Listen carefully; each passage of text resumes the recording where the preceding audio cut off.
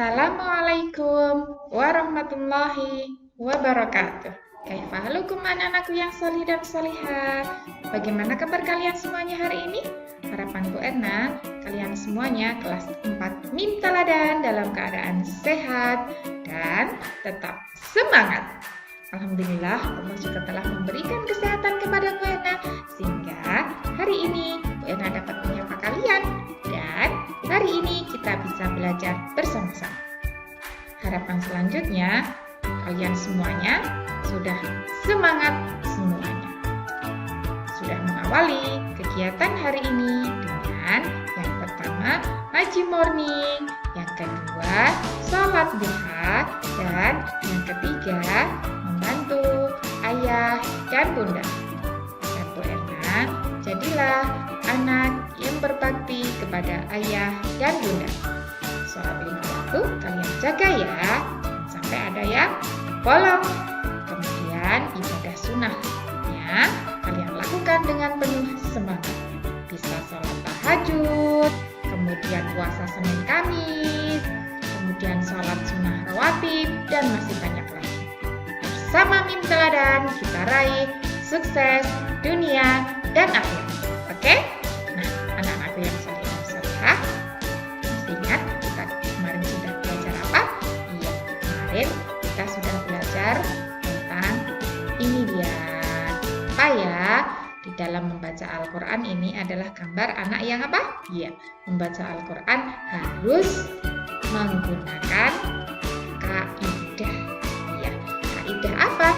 Ya, tentunya kaidah dalam membaca Al-Quran. Nah, di sini kemarin kita sudah belajar tentang apa itu ya? Iya, idgham bil gunah. Nah, hari ini kita akan belajar tentang ini dia, idgham bila gunah. Ya, bacaan idgham bila gunah. Kaidah yang kedua. Oke?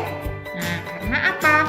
Ketika kita membaca Al-Quran dengan zikir, maka kita akan bersama dengan para malaikat. Oke?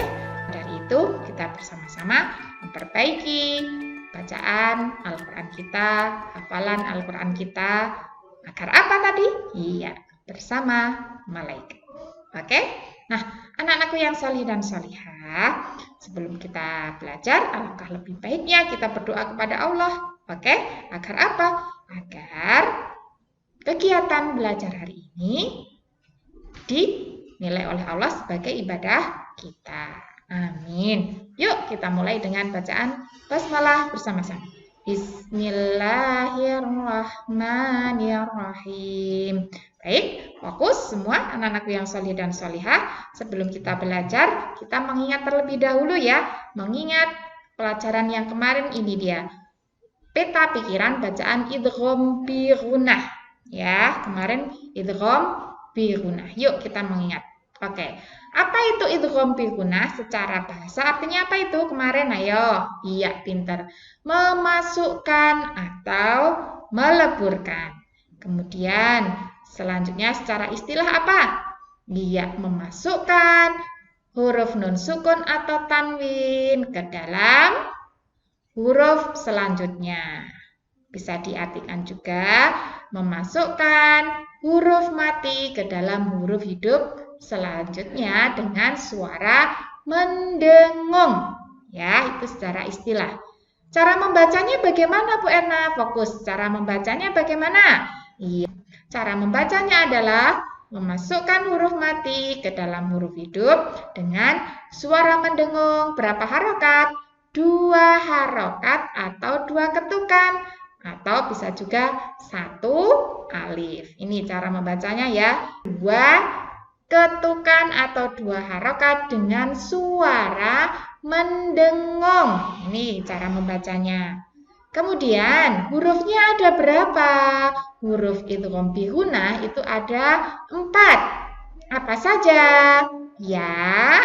Kemudian yang kedua mim, yang ketiga nun, dan yang keempat waw. Sering diistilahkan menjadi apa?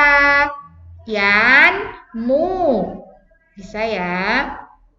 Kemudian macamnya idgham itu ada berapa? Ada 2 idgham itu. Apa saja? Nah, hari ini kemarin kita belajar Kemarin kita belajar idgham bi gunnah macamnya, kemudian hari ini kita akan belajar idgham bila gunnah. Bisa dipahami, macam idgham ada dua, idgham bi gunnah dan bila gunnah. Kemudian hukumnya. Hukumnya apa Bu Erna?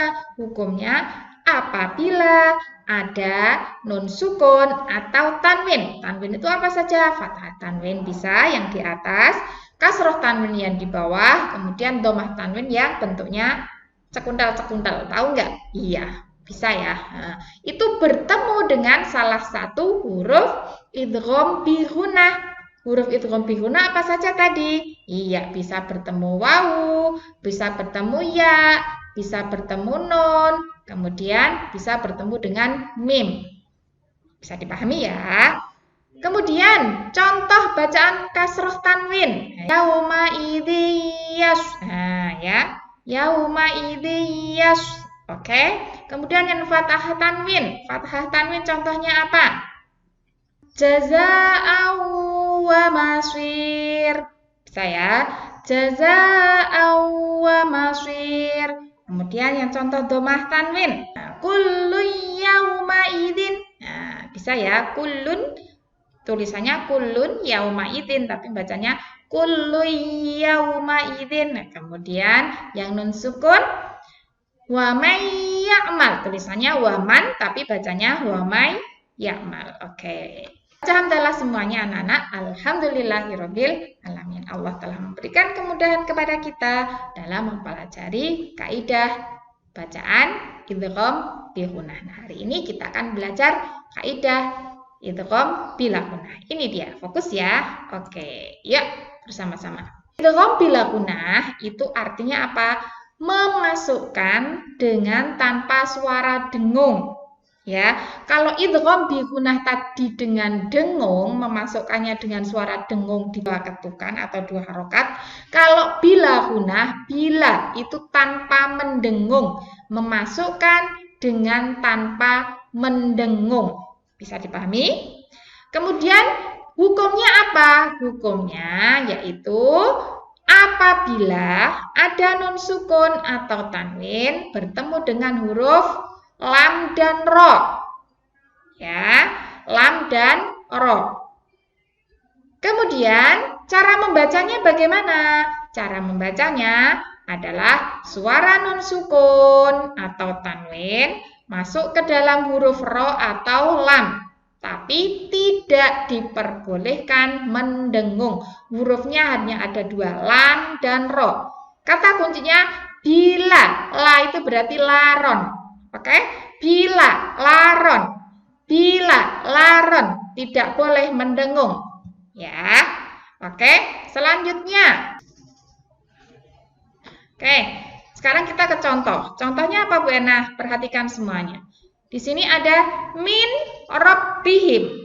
Ada huruf non sukun. Fokus, ditunjukkan Bu Erna ya, fokus ya. Ini min huruf non sukun bertemu dengan huruf apa sesudahnya ini? Iya, huruf ro. Dibaca bagaimana? Mir rabbihim. Ya, dibacanya mir rabbihim, bukan min rabbihim, tapi mir rabbihim. Kenapa mir rabbihim ini disebut dengan contoh atau bacaan idgham bila gunnah? Karena nun sukun, nun mati, nun sukun ini bertemu dengan huruf apa ini? Ro. Hurufnya tadi apa? Ingat-ingat. Bila, yaitu la, ro. Laron. Oke, kemudian contoh yang kedua, Ghafurur Rahim. Bacanya Ghafurur Rahim, tapi tulisannya Ghafurun Rahim. Dibaca Ghafurur Rahim. Kemudian disebut dengan idgham bila gunnah, contoh Ghafurur Rahim ini, alasannya apa? Alasannya adalah ini apa ini? Seperti ini, ya, yang ditunjukkan Bu Erna, fokus. Nah, ini adalah namanya domah tanwin. Domah tanwin bertemu dengan huruf apa sesudahnya ini? Iya, pintar. Huruf ro. Maka Ghafurur Rahim itu disebut contoh dengan bacaan idgham bila gunnah. Yang ketiga, ada contoh lagi. Alai yang qalib. Alai ya, yang fokus yang ini. Oke? Ada apa di sini? Ada non sukun bertemu dengan huruf apa sesudahnya? Iya, pintar. bertemu dengan huruf lam. Sekali lagi, hurufnya adalah la dan ro. Laron. Alasannya apa disebut dengan bacaan idgham bila gunah? Alasannya adalah karena nun mati atau nun sukun bertemu dengan huruf lam. Bisa dipahami? Oke, lanjut ya. Kita ke contoh selanjutnya biar kalian lebih paham lagi. Satu lagi. Humazatin lumazah. Tulisannya ini humazatin lumazah, tapi dibaca humazatil lumazah. Memasukkan huruf ini ya, yang berharokat fathah tanwin, kasroh tanwin atau nun sukun ke dalam huruf selanjutnya, huruf lam dan ro. Oke, humazatil lu. Ya, lafal humazatil lumazah ini dibaca atau termasuk contoh bacaan idgham bila gunah karena alasannya apa tadi ini? Ya, fokus semuanya. Ya, ini adalah kasroh tanwin. Kalau di bawah kasroh tanwin bertemu dengan huruf lam. Oke, bisa dipahami? Oke, selanjutnya. Oke, anak-anak, kesimpulan dari pelajaran yang kemarin bahwa idgham itu ada dua, dibagi menjadi dua. Yang pertama, idgham dengan dengung. Nah, kalau dengung itu bi gunah. Dan yang kedua adalah idgham tidak dengung. Apa itu? Idgham bila gunah. Hurufnya kalau yang dengung ada 4. Ya, mim, nun, wawu. Kalau yang tidak dengung ada 2. Laron. Ingat-ingat. Bila, laron.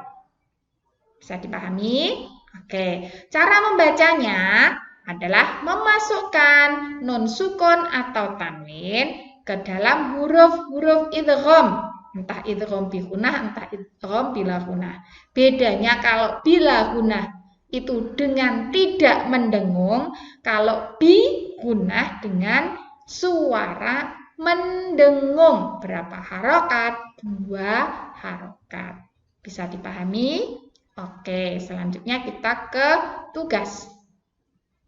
Baik anak-anakku yang sholih dan sholihah, untuk tugas, silakan anak-anak untuk membuat peta pikiran tentang idgham bila gunah. Tapi sebelum mengerjakan, pesan Bu Erna, kalian harus menyaksikan video Bu Erna terlebih dahulu sampai benar-benar paham. Ya, kalau belum paham, silakan mengulang-ulang lagi, mendengarkan. Nah, kalau sudah paham, baru ke tugas yang kedua, yaitu mengerjakan peta pikiran bacaan idgham bila gunah yang sudah Bu Erna buatkan konsepnya seperti ini.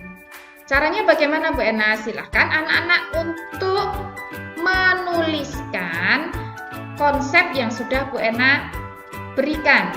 Contoh, cara membacanya. Bu Erna sudah memberikan konsepnya ini, maka kalian disuruh untuk mengerjakan cara membaca idgham bila gunah itu seperti apa, ditulis di kolomnya di bawahnya.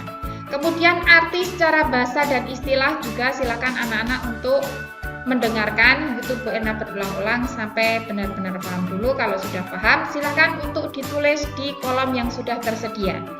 Bisa dipahami? Begitu juga dengan contoh bacaan yang non sukun. Contohnya seperti apa?